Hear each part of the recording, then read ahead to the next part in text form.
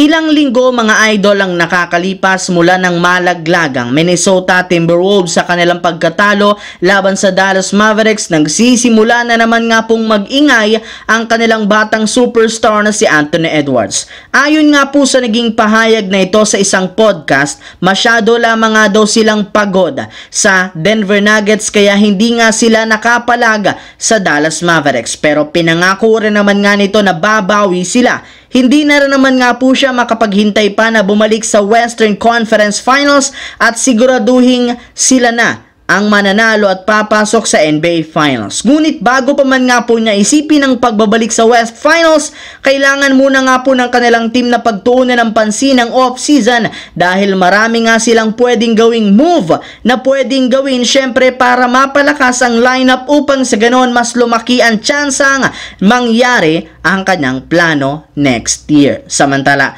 para nga po mga idol sa hindi dyan nakakaalam, maliban sa malamyang performance ni Klay Thompson, isa rin naman sa mga rason bakit ayaw itong bigyan ng Golden State Warriors ng malaking kontrata dahil sobra na nga sila sa cap space. Ibig sabihin magiging limitado na lamang ang kanilang mga magagawa kung ibibigay nila sa kanya ang hinihingi nitong kontrata. Marami na rin naman nga silang mga malalaro ngayon na merong malaking sweldo. Mabuti na lamang mayroon rin naman nga sila ngayong itinatagong alas para makagawa ng isang malaking move. Ito nga sa pamamagitan ng pagtanggal o pag-waive sa $30 million non-guaranteed contract ni Chris Paul. Yes mga idol, inalis na nga nila ang kanyang kontrata ay mas magiging madali na lamang para sa Warriors na makipagnegosasyon kay Klay Thompson. Bukod dyan, magkakaroon rin naman nga sila ngayon ng sapat na cap space upang makapagpapirma ng ilang mga free agent sa isang mid-level exception. Kaya no choice talaga ngayon ng Warriors kundi tanggalin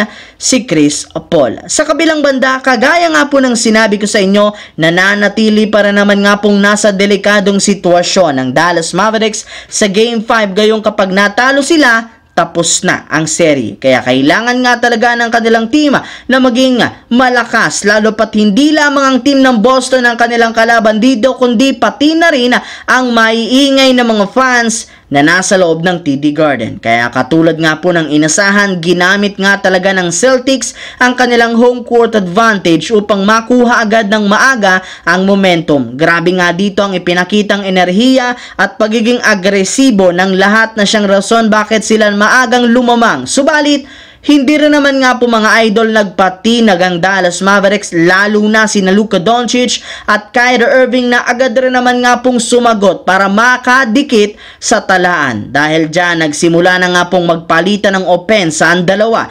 Ngunit gaya nga po ng mga nakaraang storya, nanlamya na naman muli ang opensa ni na Kyrie Irving at Luka Doncic sa first half dahilan para matambakan sila ng Boston ng mahigit sa 21 points. Ika nga ng iba, halftime pa lang, tapos na. Binuhat nga dito ni Jason Tatum ang Celtics para makuha ang panalo sa Game 5 at ma-close out na ang NBA Finals. Opisyal na nga po nilang nakuha ng Celtics ang 18th banner na kahit si LeBron James napareact at kinongratulate ang Boston Celtics sa pagkakakuha nila. Marami nga po mga superstar ngayon ang naniniwala na iba pa rin ang Boston Celtics pag nasa home court, halimaw maglaro.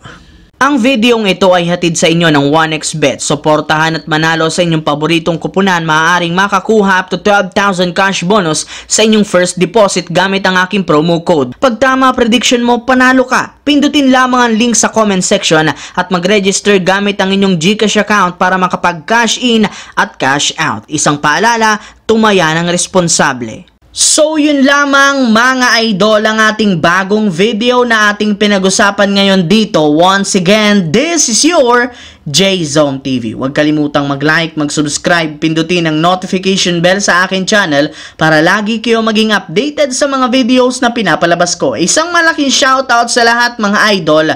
Maraming salamat po.